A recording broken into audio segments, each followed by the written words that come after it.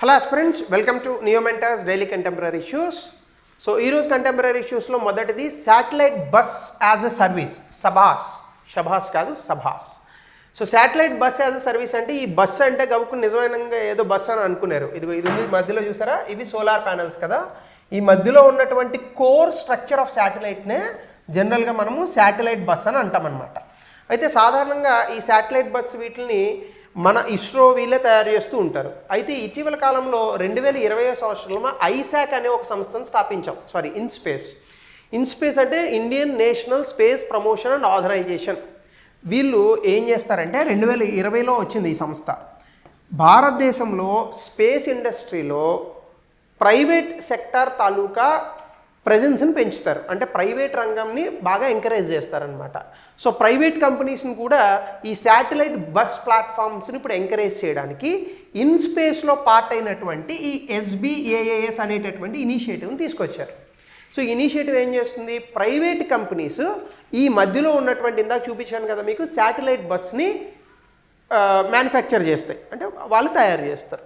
So ఇదేంటంటే బేసికల్గా innovation in Indian space sector. ముఖ్యంగా ఇండియన్ స్పేస్ సెక్టర్లో మొత్తం ప్రభుత్వం మీదే ఆధారపడకుండా ప్రైవేట్ రంగానికి కొన్ని పనులను మనము ఇవ్వడానికి ఇది ఉపయోగపడుతుంది. సో ఇంపోర్ట్ డిపెండెన్స్ అంటే వేరే దేశాల నుంచి మనము సాధారణంగా వీటిని తెచ్చుకుంటూ ఉంటాం, ఎక్కువగా వేరే దేశాల నుంచి ఇంపోర్ట్ చేసుకుంటూ ఉంటాం. అట్లా ఇంపోర్ట్ చేసుకోకుండా మనమే వీటిని సొంతంగా తయారు చేసుకునే పరిస్థితి వస్తుంది. గోల్ ఏంటంటే global provider of small satellite bus and hosted payload services. ఇండియాలోనే కాదు ప్రపంచవ్యాప్తంగా ఉన్నటువంటి ఈ స్మాల్ శాటిలైట్ బస్ కానీ పేలోడ్ సర్వీసెస్ కానీ భారతదేశంలో ఉన్నటువంటి ప్రైవేట్ కంపెనీలే వీటిని స్థాపించేందుకు గాను లేదా వీటిని తయారు చేసేందుకు గాను ఇది ఎంకరేజ్ చేస్తుంది ఈ SBAAS అనేటటువంటి ఇనిషియేటివ్. సో శాటిలైట్ బస్ అంటే చెప్పాను కదా, modular core structure of A satellite. ఒక శాటిలైట్కి ఆ మధ్యలో ఉండేటటువంటి భాగాన్నే ఈ శాటిలైట్ బస్ అని అంటారు. ఇది ఎసెన్షియల్ సిస్టమ్స్, పేలోడ్స్, అందులో ఆ శాటిలైట్స్లో అది ఏ ఆబ్జెక్టివ్ కోసం అయితే పంపించామో దానికి కావాల్సినటువంటి ఇన్స్ట్రుమెంట్స్ వీటన్నిటిని కూడా అది పట్టుకెళ్తుంది. సో స్టాండర్డైజ్డ్ డిజైన్స్ ఉండడం వల్ల మనకి ఏమవుతుందంటే standardised designs it allow flexibility for various satellite missions. అంటే ఆ కోర్ స్ట్రక్చర్ లోపల దానికి ఎసెన్షియల్ టూల్స్ పెడతారు. ఇది బయట ఉన్నటువంటి ఫ్రేమ్. సో ఈ ఫ్రేమ్ వర్క్ స్టాండర్డైజ్ డిజైన్స్ ఉంటే చాలా శాటిలైట్ మిషన్స్కి దీన్ని మనం వాడుకోవచ్చు. అయితే ఇప్పుడు ఈ SBAAS తాలూకా ఇనిషియేటివ్ తాలూకా ఆబ్జెక్టివ్స్ ఏంటంటే ఇండియన్ నాన్ గవర్నమెంట్ ఎంటిటీస్ అంటే ప్రైవేట్ కంపెనీలు, ఈ ప్రైవేట్ కంపెనీస్లో ఇన్నోవేషన్ అనేటటువంటి దాన్ని ప్రమోట్ చేయడం, అలాగే ఈ శాటిలైట్ టెక్నాలజీ కోసం విదేశీ సాంకేతికతల మీద తక్కువగా డిపెండ్ అవ్వడం, అలాగే స్మాల్ శాటిలైట్ బస్ ప్లాట్ఫామ్స్ని వేరియస్ స్పేస్ అప్లికేషన్స్, చాలా రకాల స్పేస్ అప్లికేషన్స్ కోసం, అది రిమోట్ సెన్సింగ్ కావచ్చు, కమ్యూనికేషన్ శాటిలైట్ కావచ్చు, ఇంకొకటి కావచ్చు, వీటి కోసం యూజ్ చేయడం, అలాగే ప్రైవేట్ స్పేస్ సెక్టార్ని భారతదేశంలో బాగా పెంపొందించడం. ఎందుకంటే రానున్నటువంటి రోజుల్లో కొన్ని $100 బిలియన్ ప్రైవేట్ స్పేస్ సెక్టార్ అనేటటువంటిది ఎదగడానికి ఆస్కారం ఉంది. SpaceX దానికి అద్భుతమైనటువంటి ఉదాహరణ. సో దీనివల్ల వచ్చే బెనిఫిట్స్ ఏంటంటే మనకి పేలోడ్ డెవలపర్స్ శాటిలైట్ ప్లాట్ఫామ్స్కి మధ్య ఉన్నటువంటి గ్యాప్ తగ్గుతుంది. అలాగే కాస్ట్ ఎఫెక్టివ్ మెథడ్, మన దేశంలోనే వీటిని తయారు చేస్తాం కాబట్టి తక్కువ ఖర్చుతో దీన్ని మనం అభివృద్ధి చేసుకోవచ్చు. అలాగే development of new and emerging space technologies, కొత్త స్పేస్ టెక్నాలజీస్ రావడానికి ఇది బాగా హెల్ప్ అవుతుంది. అలాగే స్పేస్ సొల్యూషన్స్లో ప్రపంచవ్యాప్తంగా భారతదేశం పోటీ పడడానికి ఇది చాలా సహాయపడుతుంది. ఇవన్నీ మనకు ఉన్నటువంటి అడ్వాంటేజెస్. ఇక రెండవ టాపిక్ వచ్చేసి సుప్రీంకోర్టు అన్కంటెస్టెడ్ ఎలక్షన్స్. ఈ మధ్యకాలంలో మనకు ఒక టాపిక్స్ ఎక్కువగా వస్తున్నాయి. అదేంటంటే ఒక సీటు ఉందనుకోండి, ఈ సీటుకి ఇంకెవరూ పోటీ చేయరు, ఒక పార్టీయే పోటీ చేస్తుంది. అప్పుడు వాళ్ళని ఏకగ్రీవంగా ఎన్నికయ్యేటట్టు చేస్తారు. అయితే భారతదేశంలో చట్టబద్ధమైనటువంటి పాలన ఉందా నిజంగా? అంటే ఎవరు ఒక సీట్కి ఒక వ్యక్తే కంటెస్ట్ చేసే సందర్భాలు ఉంటాయా? పక్క వ్యక్తుల్ని కంటెస్ట్ చేయనివ్వకుండా వాళ్ళని భయపెట్టి, ఈవెన్ వీలైతే వాళ్ళ అధికారంలో ఉంటే పోలీస్ ఫోర్స్ లాంటివి వాడి లేదా వాళ్ళకున్న మజిల్ పవర్ మనీ పవర్ని వాడి ఆపేస్తారు. భారతదేశంలో చట్టబద్ధమైన పాలన ఉంది అంటే సో డెఫినెట్గా కొంచెం హాస్యాస్పదంగా ఉంటుంది. ఎందుకంటే భారతదేశంలో ఉన్నటువంటి చట్టాలు కానీ ఇవన్నీ కూడా వీటితోనే నడుస్తూ ఉంటాయి. అంటే నేను పూర్తి స్థాయిలో అనట్లేదు, డెఫినెట్గా కొంతమంది పబ్లిక్ సర్వెంట్స్ చాలా అద్భుతంగా పబ్లిక్ సర్వీస్ చేసే వాళ్ళు ఉన్నారు. కానీ కొంతమంది డెఫినెట్గా డబ్బుల కోసం ఇది అయ్యేటటువంటి వ్యక్తులు ఉంటారు. సో ఈ రెండు ఉన్నటువంటి పోకడల్లో సుప్రీంకోర్టు వీటికి సంబంధించి కొన్ని రిఫార్మ్స్ తీసుకొచ్చే ప్రయత్నం చేస్తూ ఉంటుంది.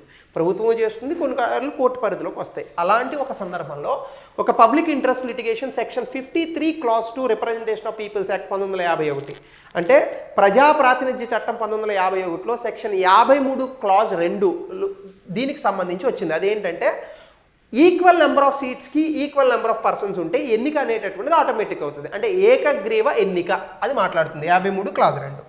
సో ఇప్పుడు ఏంటంటే కోర్టు ఏం చెప్తుందంటే importance of candidates, minimum percentage of votes. అసలు ప్రజాస్వామ్యం అంటే ఏంటి?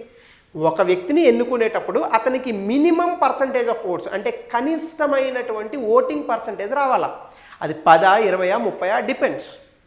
ఆ ఓటింగ్ పర్సంటేజ్ రాకుండా 0 ఓటింగ్ పర్సంటేజ్ ఉన్నటువంటి వ్యక్తిని మీరు ఎలా సెలెక్ట్ చేస్తారు? అది ప్రజాస్వామ్యం ఎట్లా అవుతుంది? అప్రజాస్వామ్యం అవుతుంది కదా. సో దానికి సంబంధించి ఓటర్ చాయిస్ని ఎన్హాన్స్ చేయడము, డెమోక్రసీని స్ట్రెంథన్ చేయడం. ఇక్కడ అంటే ఓటర్ చాయిస్ ఉండాలి కదా. ఒక వ్యక్తి ఉన్నాడు, ఒక అతనే పోటీ చేస్తున్నాడు, అయినా కూడా ప్రజలు ఓటేయాలి. సో ఆ రకమైనటువంటి దానికి ఇప్పుడు చెప్పారు. ఇందులో 53 క్లాజ్ 2 ఏం చెప్తుందంటే ఆటోమేటిక్ డిక్లరేషన్. అంటే ఒక వ్యక్తి ఒక సీటుకి కంటెస్ట్ చేస్తే ఇతను ఎన్నికలో గెలిచినట్టు ఏకగ్రీవంగా ప్రకటిస్తారు. అయితే దీనివల్ల ఓటర్ పార్టిసిపేషన్ ఉండదు, రైట్ టు ఓట్ అనేటటువంటిది వ్యతిరేకము. అలాగే నోటా, ఉదాహరణకి ఒక వ్యక్తి ఉన్నాడు, అతన్ని రిజెక్ట్ చేస్తే అందరూ, అప్పుడు ఆ వ్యక్తి గెలిచినట్టు కాదు కదా. సో నోటా కూడా వేసేటటువంటి హక్కు లేదు కదా. అప్పుడు అంటే దాని అర్థం ఏంటి? మనకి రైట్ టు ఓట్ ఇది ఫండమెంటల్ రైట్ కాదు, it's a legal right, it's a constitutional right also. అంటే మనం ఓటేసేటటువంటి అధికారం ప్రాథమిక హక్కు కాదు, రాజ్యాంగపరమైన హక్కు లేదా చట్టబద్ధమైనటువంటి హక్కు. అయితే ఒక వ్యక్తిని మీరు ఏకగ్రీవంగా ప్రకటిస్తున్నప్పుడు అతని తాలూకా చట్టబద్ధమైనటువంటి హక్కుకి మీకు ఆచ్ఛాదన కల్పిస్తున్నారా లేదా? నేను ఉన్నాను, ఆ వ్యక్తికి ఓటేయడం ఇష్టం లేదు, నోటా నొక్కుతాను, కానీ నేను నోటా నొక్కేటటువంటి అధికారాన్ని కూడా మీరు లాక్కుంటున్నట్టుగా ఆ హక్కుని. సో కాబట్టి ఈ నోటాను కూడా రిజెక్ట్ చేయొచ్చు మనం ఆల్ క్యాండిడేట్స్ని. దానివల్ల అన్కంటెస్టెడ్ ఎలక్షన్స్లో ఓటర్ నోటా ఎక్సర్సైజ్ చేసేటటువంటి హక్కును కోల్పోతాడు. సో పిటిషనర్స్ ఇది డెమోక్రటిక్ ప్రాసెస్ అంటే ప్రజాస్వామ్య పద్ధతికి విఘాతం కలిగిస్తుందని పిటిషన్లు ఛాలెంజ్ చేశారు. సో ఆర్గ్యుమెంట్స్ ఏం చెప్పారంటే హైపోథెటికల్ సినారియోస్ ఉంటాయి ఎక్కడంటే అన్డిజైరబుల్ క్యాండిడేట్స్ కొన్నిసార్లు అన్అపోజ్డ్గా అంటే వాళ్ళకి అసలు పోటీ లేకుండానే గెలిచేటటువంటి అవకాశాలు ఉంటాయి. అలాగే ఎలక్షన్ కమిషన్ అన్కంటెస్టెడ్ ఎలక్షన్స్ ఇప్పటి వరకు 20 లోక్సభ ఎలక్షన్స్లో 9 సార్లే జరిగింది అంటున్నారు. ఈ 9 సార్లు మాత్రం ఎందుకు జరగాలంటారు? కేవలం 9 సార్లే జరిగింది, ఎందుకు జరగాల 9 సార్లు కూడా? ప్రజాస్వామ్యంలో ఒక్కసారి కూడా అవకాశం ఇవ్వకూడదు కదా. సో కాబట్టి జ్యుడిషియల్ రికమెండేషన్స్ ఇప్పుడు ఏం చెప్తారంటే జస్టిస్ కంత్, ఈయన సుప్రీంకోర్టు జస్టిస్గా ఉన్నారు, ఈయన required candidates to obtain minimum percentage of votes అంటే ఎంతమంది క్యాండిడేట్స్ ఉంటే మినిమం పర్సంటేజ్ ఆఫ్ ఓట్స్ రావాలా. అలాగే హెల్దీ పొలిటికల్ కల్చర్ ఉండాలి, డెమోక్రసీ ప్రజాస్వామ్యాన్ని మనం ప్రతిష్టపరచాలి.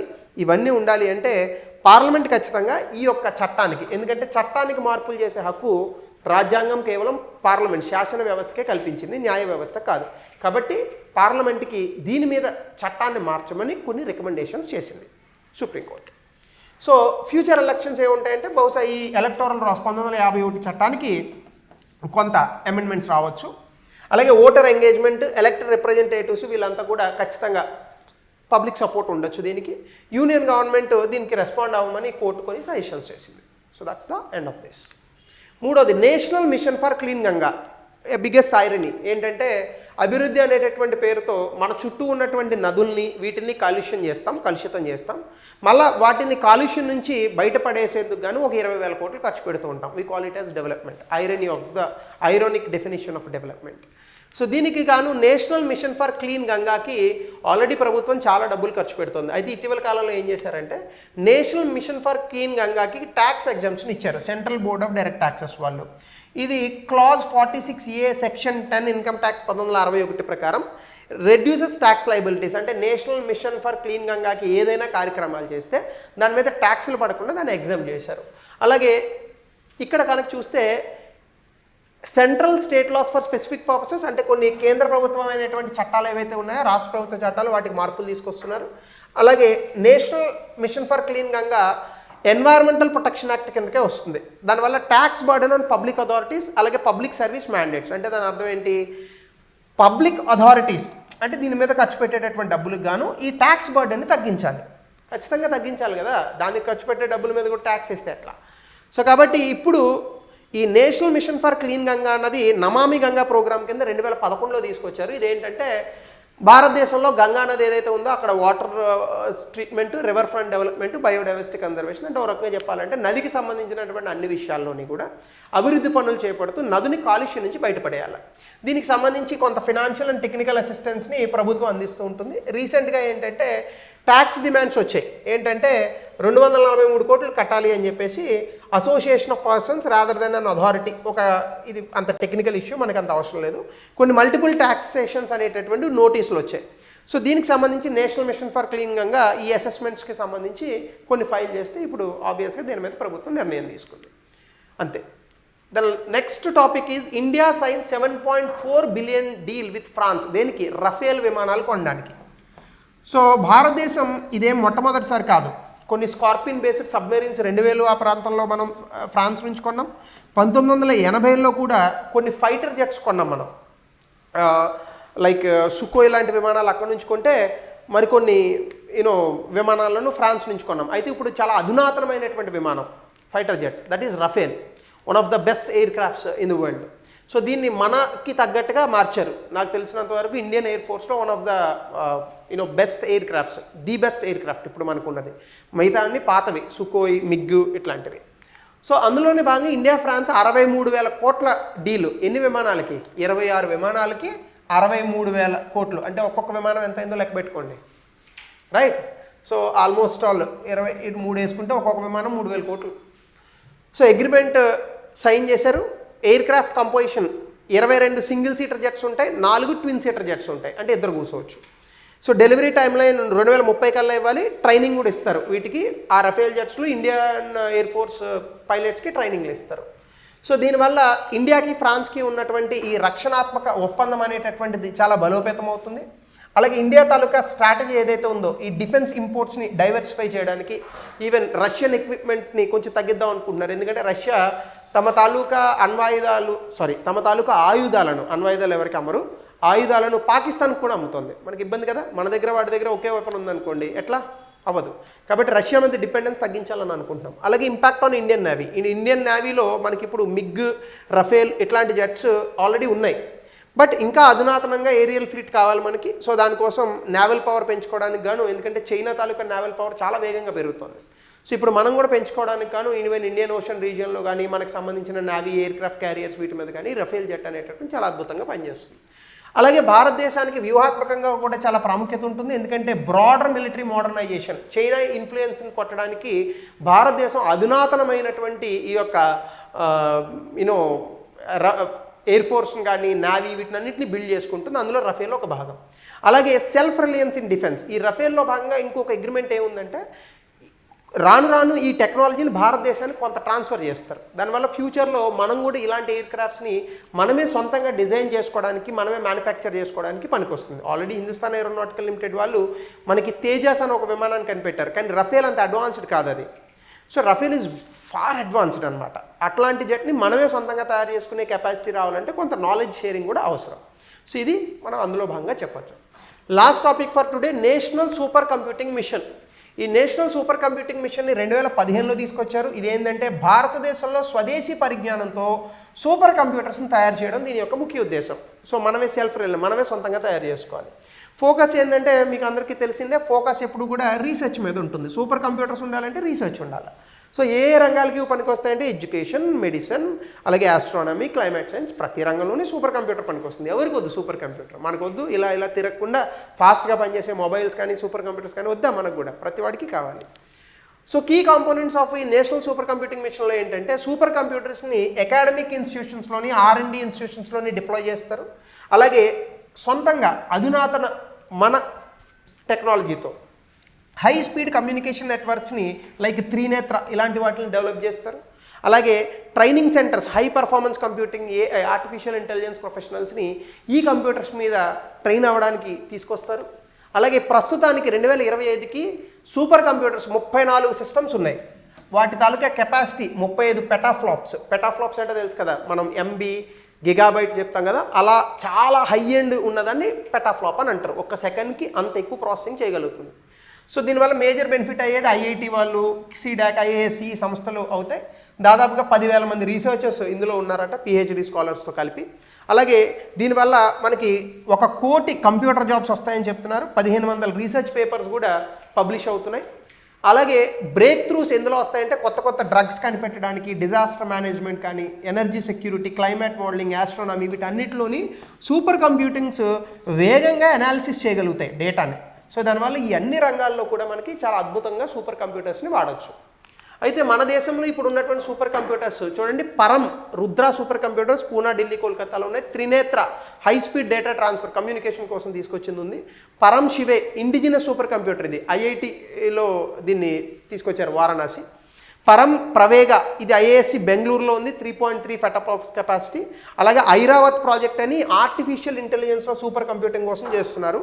ఇందులో ఐఏఎస్సికి 75th ర్యాంక్ కూడా వచ్చింది.